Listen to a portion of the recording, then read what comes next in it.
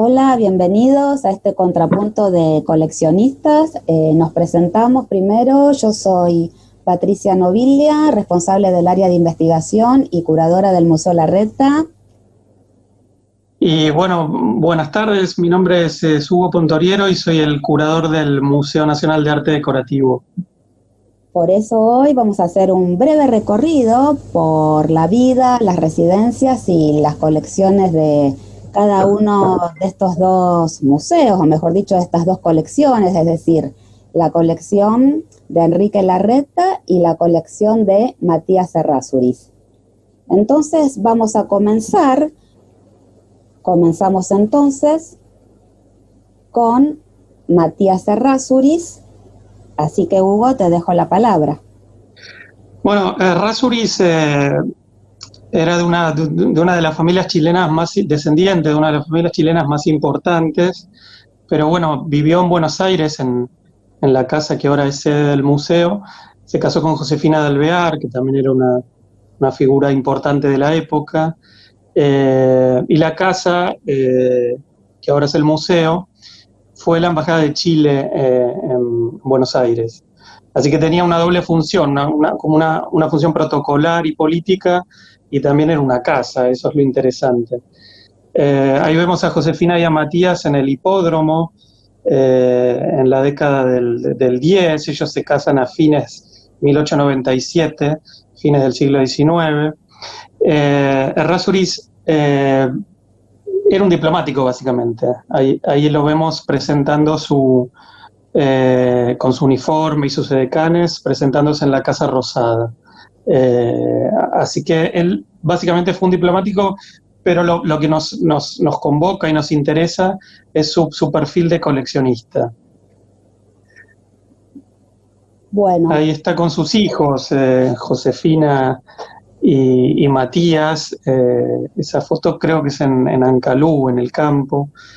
Errázuriz es interesante como coleccionista porque tuvo muchas colecciones, no tuvo una colección, sino varias, y todas estaban focalizadas en la casa que él construyó con su familia, ¿no? Aquí en Buenos Aires.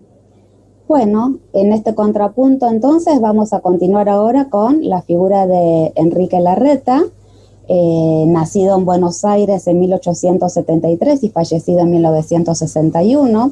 Enrique Larreta, sus padres pertenecían a familias tradicionales uruguayas de ascendencia vasca, estudió en el Colegio Nacional de Buenos Aires, era abogado de profesión, también tuvo participación en cuanto a la vida intelectual y artística de la ciudad, ya que fue con solo 19 años participó de la reunión inaugural del Ateneo.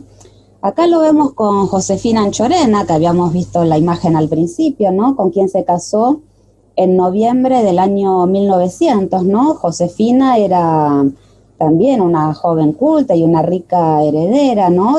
Descendiente de una de las familias más acaudaladas y aristocráticas de Buenos Aires.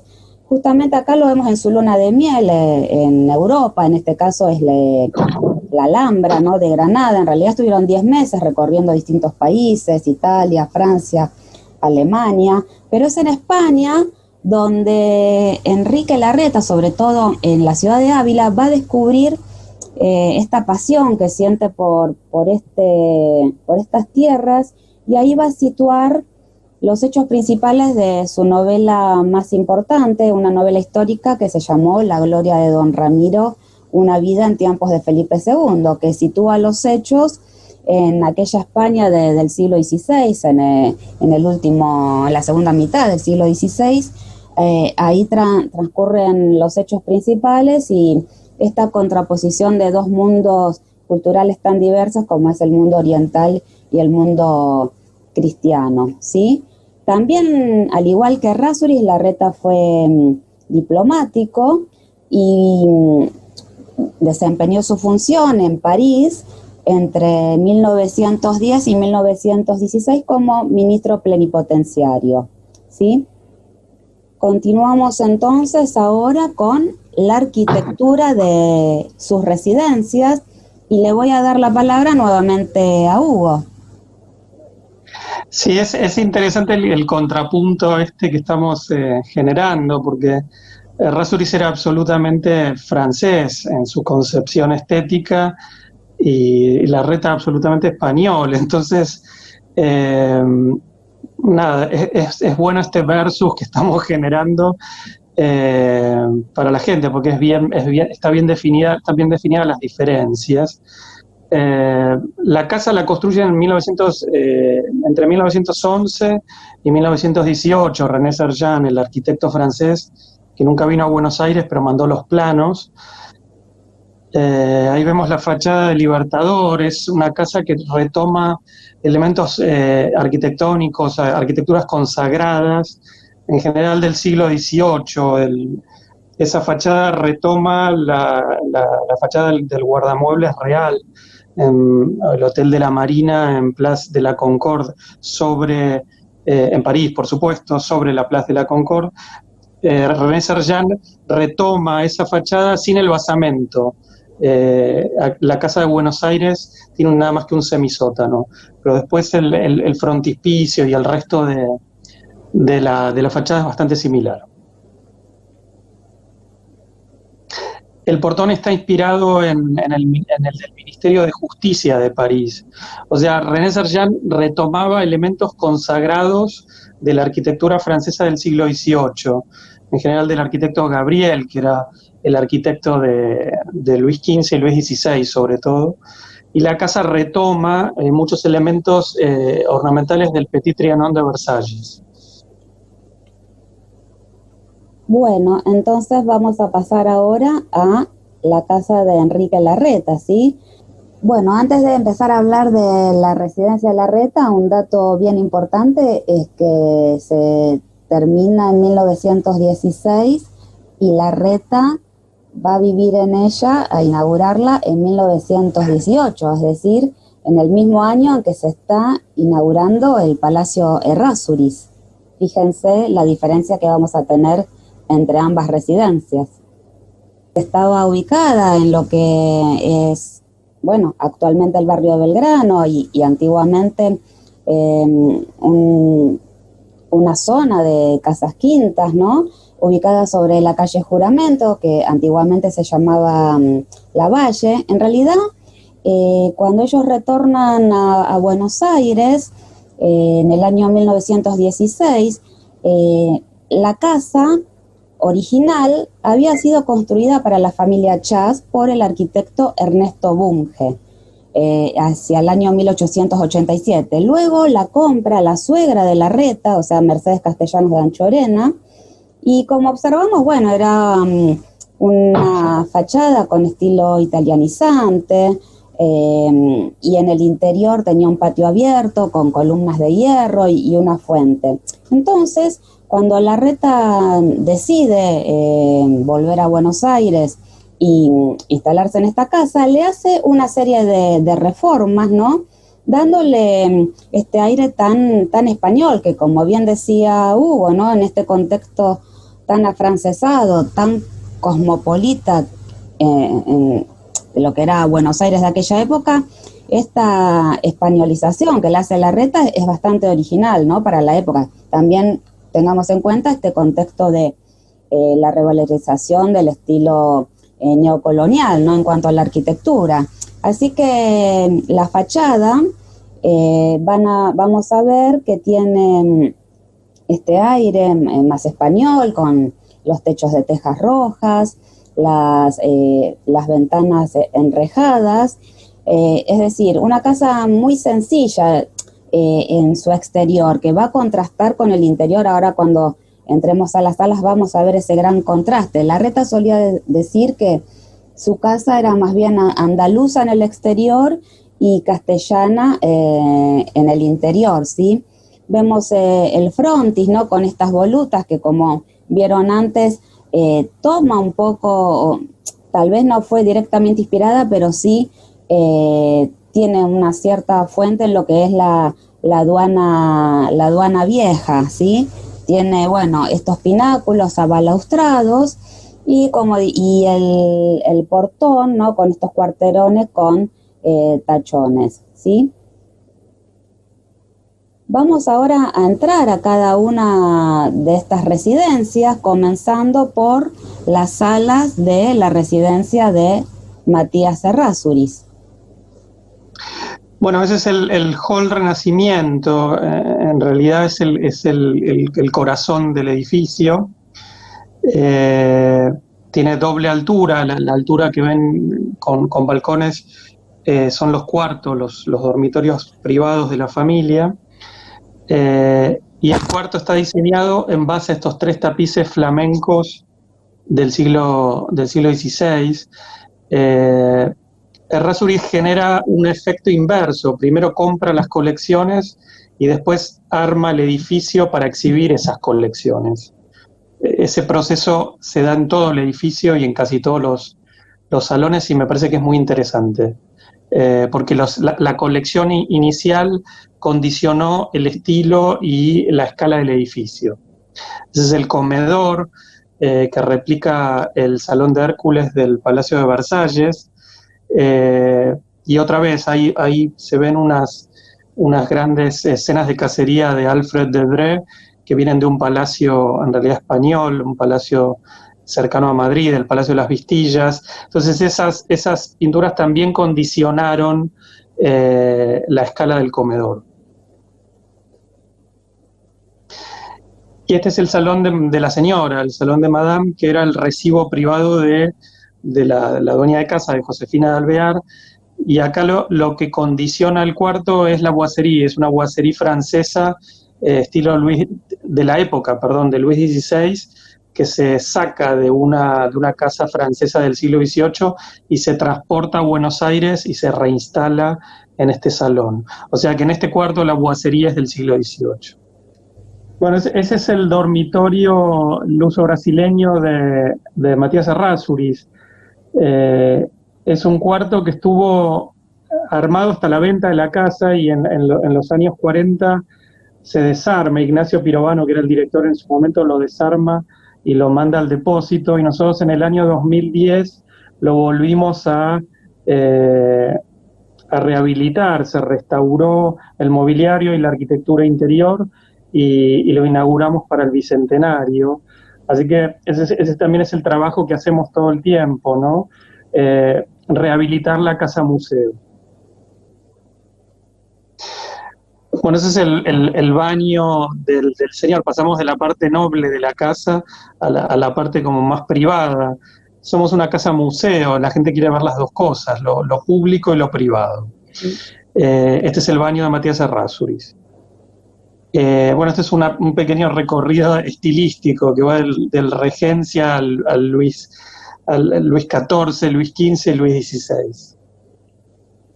Bueno, entonces vamos a entrar ahora a la residencia de Enrique Larreta nuevamente, y como les decía antes, vamos a observar este gran contraste, ¿no? La sencillez que se da en la fachada contra este esplendor del interior. En este caso también estamos en el hall de entrada, ¿no? En el patio central.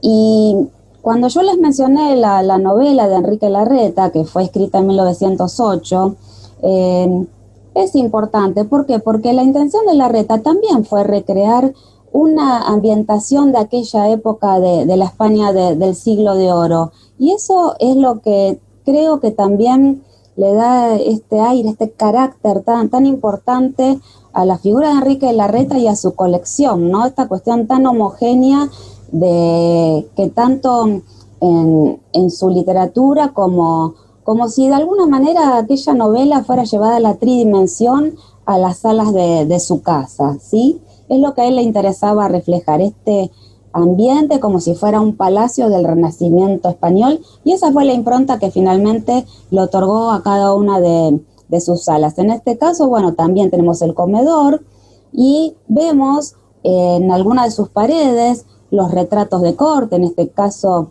el retrato de Juana de Austria pintado por Sánchez Coelho, ¿no? Que también entre sus colecciones y entre la iconografía, estos retratos van a ser personajes que tienen que ver con la época de su novela histórica, ¿sí? Por supuesto tenía los retratos de Felipe II también y de Carlos V.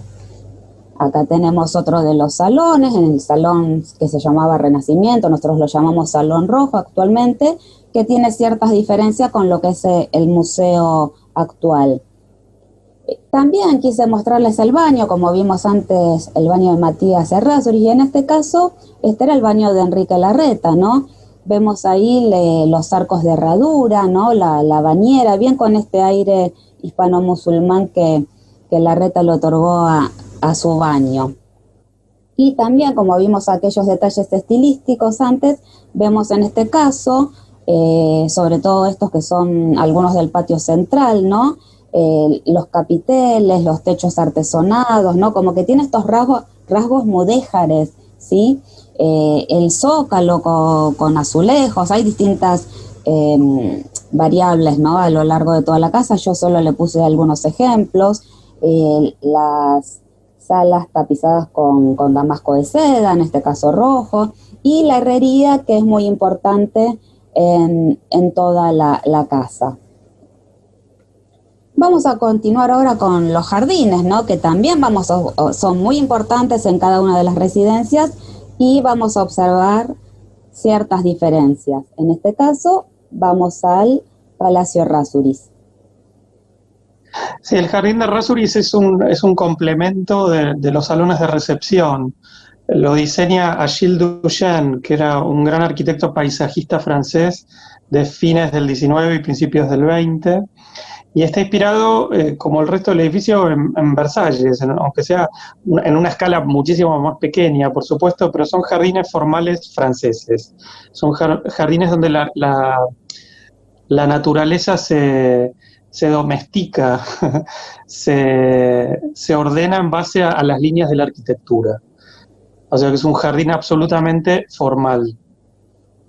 Bueno, justamente acá no vamos a tener a Versalles, pero sí vamos a tener a un trozo de la Alhambra en el jardín que Enrique Larreta creó para su residencia. Este jardín andaluz, ¿no? Frondoso, laberíntico, que a la vez es un espacio cerrado y privado, que no tiene un punto de vista fijo y que invita al espectador a perderse entre sus senderos. Para Larreta fue muy importante en esta visita que hizo a España en su luna de miel, como vimos aquella foto con Josefina, de los 11 días que estuvo en Granada, él mismo cuenta sus memorias que no dejó de ir un solo día a la Alhambra. Imagínense cómo admiraba a este espacio, ¿no? Por eso cuando transformó esta residencia, aquella casa quinta con frutales, se terminó siendo este maravilloso jardín andaluz, ¿no? Donde también las fuentes son muy importantes. No nos olvidemos que este tipo de jardín apela a la experiencia sensible, entonces el rumor del agua al caer, los aromas, todo eso es muy importante en el jardín andaluz de la casa de Enrique Larreta. Y hablando de jardines o espacios verdes, ambos protagonistas de este contrapunto también tuvieron o bien proyectos o bien casas de campo. Ancalú es un campo que era de los Alvear, todavía hay una parte que sigue perteneciendo a los descendientes de los Errázuriz. En Diego de Alvear, provincia de Santa Fe, era un campo grande y este es el proyecto del casco que nunca se construyó, este castillo que hubiese sido un poco extraño en el medio de la pampa, porque está inspirado por René Sergent, el arquitecto que dibujó estos planos, en Maison Lafitte, que es un castillo francés del siglo XVIII. La casa nunca se construyó y quedó el parque. El parque sí llegó a plantarse, un parque de muchas hectáreas que bordeaba esta gran casa que lamentablemente nunca se concretó. Bueno, lo que sí se concretó también en el medio de la pampa fue Acelain, esta hermosa residencia que tuvo como arquitecto a Martín Noel y que fue inaugurada en 1923 y que fue un proyecto, así como la Casa de Belgrano había sido una reforma, construido desde cero. Incluso los mismos campos, fueron plantados los árboles, todo el aspecto de naturaleza, incluso mucho antes de que la casa se construyera, ¿sí?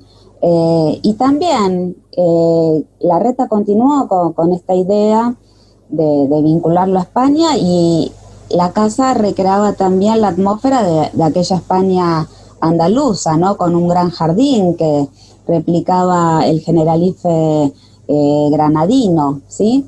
Fue una casa de campo al que Larreta iba todos los veranos, y realmente es un ejemplo de arquitectura neocolonial maravilloso.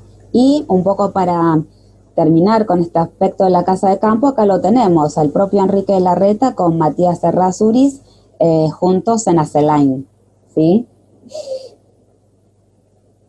Vamos ahora a sus colecciones. En líneas generales, bueno, Hugo, si querés hablarnos de la colección de Matías Errázuriz.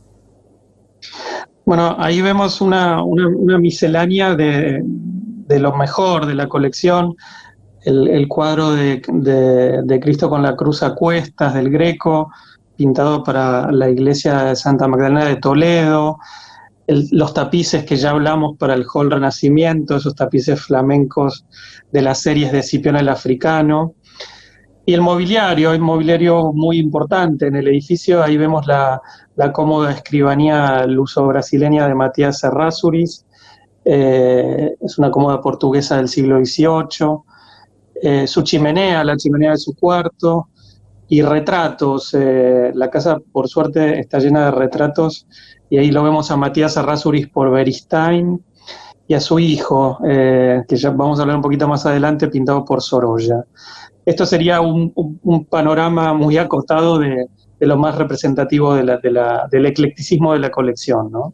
Bueno, y esa palabra eclecticismo me da pie a mí para pasar a la homogénea colección de Enrique Larreta, que incluyó pinturas, esculturas, mobiliario y cerámica de los siglos XVI y XVII español. Obviamente hay algunas excepciones, pero básicamente Larreta no tuvo en su colección nada que tuviera que estuviera fuera del arte de España. Y si lo tuvo, fue solo en contadas excepciones, ¿sí? En su colección no hubo ni arte francés, ni oriental, ni inglés, ni alemán.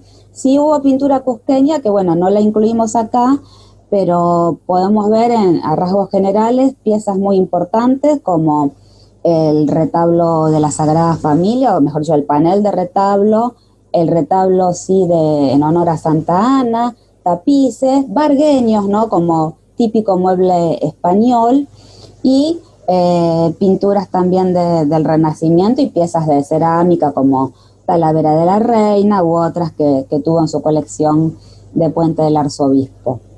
Ahora sí vamos a ir un poco más en detalle y vamos a hablar de cuáles serían, ¿no? los imprescindibles para estos dos coleccionistas, ¿no? Así que empezamos con esta obra que Hugo nos contará. Bueno, la dueña de casa, Josefina de Alvear, pintada por Joaquín de Sorolla y Bastida, este gran retratista y pintor español, madrileño, para más datos. Es interesante porque Sorolla los pinta antes a los Errázuriz, de hecho pinta a su hijo también, a Matías Errázuriz, y también a Cornelia Ortúzar, y al padre también de Josefina, Diego de Alvear. O sea que hay una relación muy fluida entre Sorolla y los Errázuriz. De hecho, pudimos reconstruir con el personal del Museo Sorolla de Madrid los intercambios de cartas. Ellos nos dieron copias de sus cartas y nosotros les dimos copias de las cartas que teníamos en el archivo, y pudimos reconstruir casi un siglo después la historia del encargo de todos estos cuadros. Interesante. Bueno, acá tenemos un detalle. Ahí está Matías, hijo, pintado como un príncipe español de la época de Velázquez. Pobre chico, lo han como disfrazado de, de cortesano español. Matos falleció bastante joven, a los 40 años. Eh, Se casó con Franca Antinori, pero no tuvo descendencia y vivió casi toda su vida en el Palacio Errázuriz, hasta que se vende la casa en el 35. Antes de continuar, un dato. Cuando Larreta volvió con su familia desde Francia, después de estar 10 años en Europa y regresaba a Buenos Aires, en el barco viajaba Matías Errázuriz y eran los únicos argentinos que viajaban en primera clase en ese barco. Sí. Bueno, y otro de los imprescindibles es el Fragonard, de este cuadro que se titula El sacrificio de la rosa. En realidad es una alegoría a la mujer, particularmente a la pérdida de la virginidad. Ahí vemos a Cupido quemando con su antorcha una rosa. El cuadro perteneció al presidente Manuel Quintana, aquí en Buenos Aires. Errázuriz lo compra, es una de las últimas compras y una de las más importantes, porque es un cuadro que tiene varias versiones en varios museos importantes. Esta es una de las mejores y es muy representativo en general del rococó francés del siglo XVIII. Bueno, y ahora pasamos a los imprescindibles de Larreta. Entonces, bueno, no podemos dejar de mencionar el retrato realizado por Ignacio Zuloaga en 1912 en París, que lo representa aquí en su plenitud. Tiene alrededor de casi 40 años, ¿no? Vestido con una capa española. Y lo que es interesante es el fondo que elige Zuloaga, que además Larreta siempre se encargó de destacar que no fue él quien le pidió el retrato, sino que fue Zuloaga que le pidió que por favor posara para él. ¿Por qué? Porque también Larreta era una figura muy importante en aquellos años, era realmente muy destacado dentro de la literatura universal. Haber traducido su novela al francés le dio mucho prestigio en los círculos intelectuales parisinos, ¿no? Entonces, ¿qué hace Zuloaga? Zuloaga lo representa con el fondo de la ciudad de Ávila, ¿no? Que, como dije antes, es el escenario principal de la novela de Larreta. Es decir, este cuadro está representando de manera simbólica al escritor, ¿sí? No es un simple retrato como el que hizo para cientos de incluso argentinos, ¿no? Que querían tener un retrato de Zuloaga, sino que es uno muy simbólico dentro de su obra. Acá tenemos un detalle. Y pasamos ahora a este panel de retablo de la Sagrada Familia, que es importante porque este panel de retablo ya estaba en su residencia parisina, ya lo había comprado y lo tenía exhibido en lo que se llamaba el Salón Español, y representa esta obra, como bien lo dice el título, la Sagrada Familia. Es decir, vemos a la Virgen con José, el niño Jesús, la abuela de Jesús, es decir, Santa Ana, la madre de la Virgen, y detrás tenemos la figura del pequeño San Juan Bautista, ¿no? Esta obra pertenece a Sebastián Ducet. En un principio se creyó que era de Juan de Juni. Bueno, en realidad Sebastián Ducet es un seguidor de Juan de Juni, y realmente por la calidad del trabajo debió haber sido realizada para un cliente prestigioso, ¿sí? Corresponde a lo que llamamos, está entre el manierismo y el barroco, y es del año 1600, ¿sí?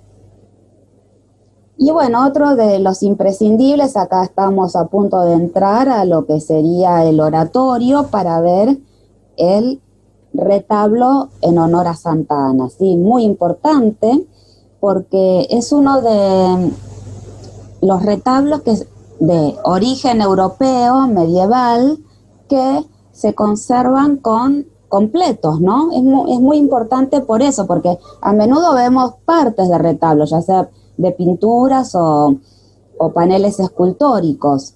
El tema que narra proviene de los evangelios apócrifos y narra la vida de Santa Ana, ¿no? Cuya leyenda tiene que ver con que luego de 20 años de matrimonio no podían concebir, entonces son expulsados del templo. Bueno, cada una de las escenas representa un momento de esta historia.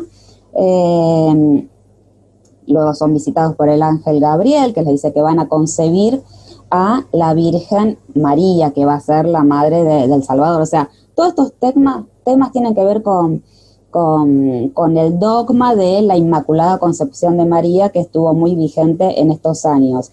El retablo proviene de la iglesia de San Nicolás, en Aranda del Duero, en Burgos, y es del año 1503 y es un gran ejemplo del estilo gótico tardío, ¿sí? Bueno, y para ir terminando, vamos a hablar entonces de nuestros museos, ¿no? Aquellas colecciones que se convirtieron respectivamente en, dejo la palabra a Hugo. Bueno, el Museo de Arte Decorativo es un centro de arte, básicamente. Es mucho más que una casa museo, porque hacemos exhibiciones temporarias permanentemente. Nos interesa también generar una mirada más contemporánea en las temporarias, incluir el diseño, incluir nuevos públicos. Entonces, la Casa Museo es como el eje de la colección permanente, pero tenemos, aparte de esa maravillosa Casa Museo, toda una programación de ofertas culturales como más temporarias y novedosas. Hay que ir renovando la oferta constantemente para renovar los públicos también, ¿no? Bueno, y el Museo de Arte Español Enrique Larreta, inaugurado en 1962, también desde aquel entonces se ha convertido en un espacio donde la literatura, el arte y la cultura española tienen todo